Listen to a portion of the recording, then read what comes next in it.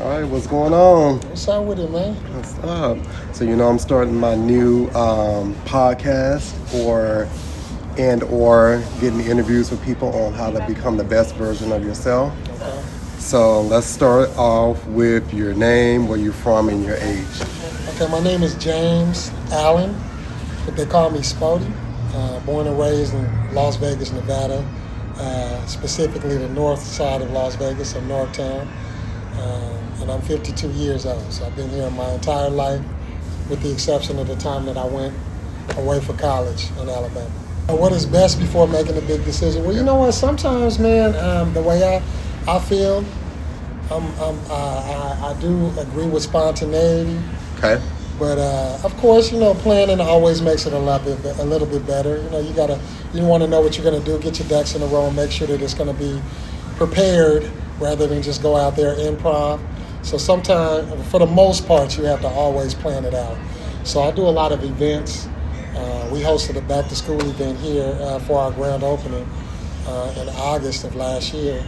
Was it last year? Yeah, it was last. Was I think that I last came year? by. Yeah, it was last year. It was big. Yeah. And we did that, and we put some planning into that because I wanted vendors out here. We had a stage. We had some children's activities. So of course, when you put an event of that magnitude out, you have to reach out to people. So that's going to involve planning.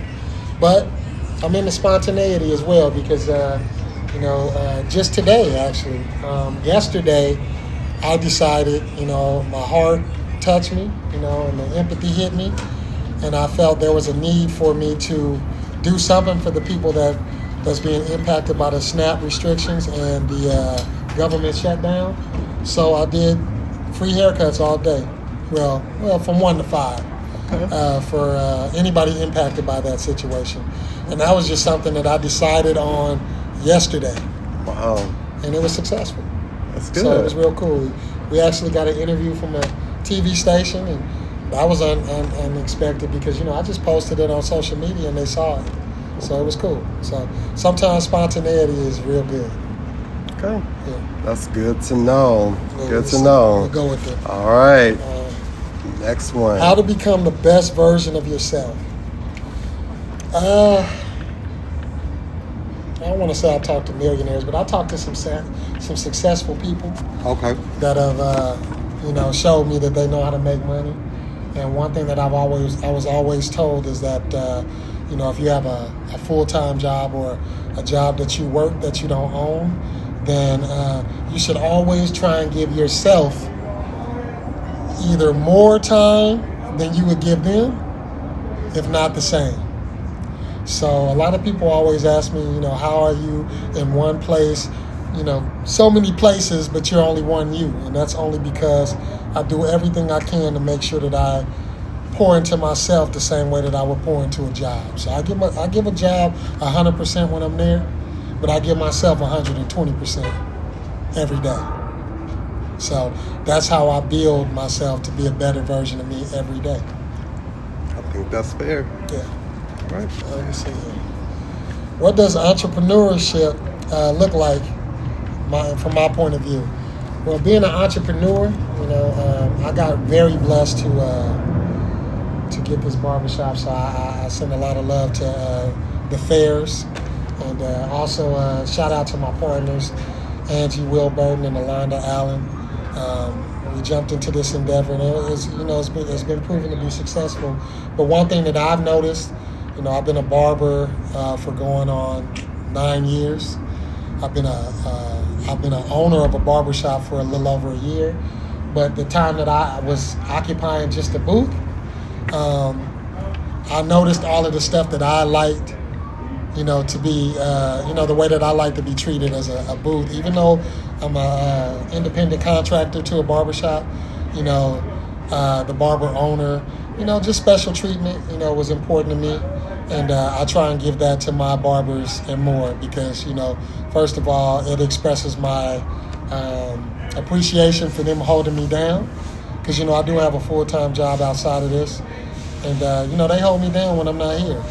So, the least I can do is show appreciation. So I do little perks here and there just to show my appreciation. And I think that's the most important, is never forgetting that you used to not be an entrepreneur. You used to be a line staff at one point. Right. So once you remember that you were a line staff, it makes you a better owner, business owner, entrepreneur, whatever you decide to be. And the last question is the most biggest one. Wow. And we saved this one for last by mistake. Yeah. What is mental health support, and how can you seek it without shame? Mental health support. So I work with kids, and it's an extreme pandemic that's happening in the world right now. It's a lot of mental health issues going on. I don't know what's the cause.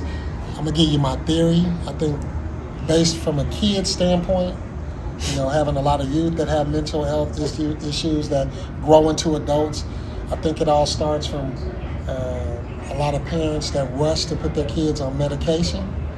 So as they start to become adults, they don't know how to function without it. That's just my thoughts. Some of them may need it, so I don't want to, take a shot at people that do it. But for the most part, I think that's where a lot of it comes, because we have just too many kids that's, having that situation. But the support to me is always family engagement. It's always family, friendship, family. Just knowing that you have support, somebody that you can lean on when you're going through your condition, somebody that can, give you a hug when you're going through something that you're trying to figure out a way to deal with a specific situation. But you also have to be, from a mental health issue, and this is kind of hard to say, but they have to be willing to receive it, because it's hard for a person to express love and support to someone that's not receptive of it. So that's important. So it's kind of hard. It's a double-edged sword, but I think it all stems from that. Everything stems from the family. If you got support, you got your family motivating you to go to college. I've been motivating my daughter to go to college since she was in kindergarten. When you go to college, you're gonna do this, and I'm just telling her this. So by the time she hit, middle school, she was like, "Yeah, I want to go to this school." It was just second nature. So I think all of that says that as long as we incorporate whatever we want our kids or our families or whoever may have mental health conditions, you know what I mean? As long as we're trying to do what we can to help motivate them to pull themselves out of that condition, it helps in the support. And as far as shame, I don't think you need to have shame, because if it's somebody that has a mental health condition that you care about, you shouldn't have shame. You should be trying to pour your love, pour your empathy, pour your support and everything into them, because we want to pull them out of it. So, all right. I mean, that was kind of heavy, and it's actually not even relative to what we're talking about. So why did you throw mental health in this? Because I feel that there is a mental health crisis, and people need to know how to talk about it. So That's why I threw the little twist in there for you. Gotcha. Yeah. So those are all the questions. Yeah. Well. First of all, can I shout out my spot? Oh yeah. Man, Now it's your turn. City Fades, man. So again, this is my shop here. Again, shout out to my partners, Angela Burton, Will Burton, Alonda Allen, my wife. Check this out. This is our shop, man. We had a dream that we wanted to put together as a team. We didn't know what we were going to do. And like I said, this shop kind of fell into our lap, and we made it ours, man. We changed it. It used to be known as Fair Cuts, but we changed it to Heat City Fades. And for the people that don't understand the history of Heat City Fades, I used to have a record label called Heat City Records. Okay. Heat City is a nickname for Las Vegas. Okay. Hot city. Okay. And so, we just decided that we wanted to embrace the Heat City deal and bring it to the barbershop.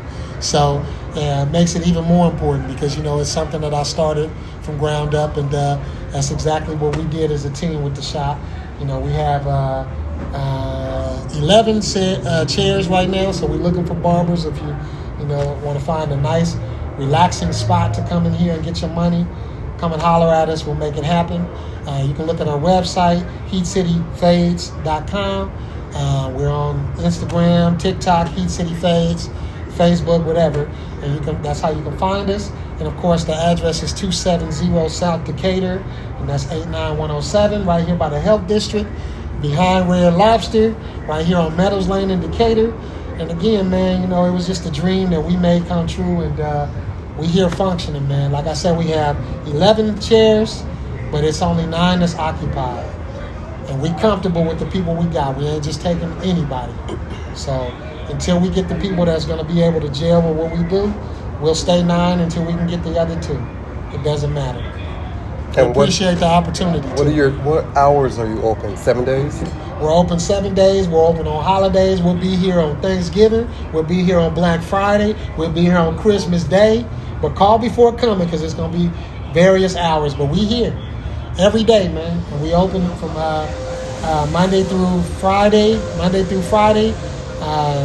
to 7.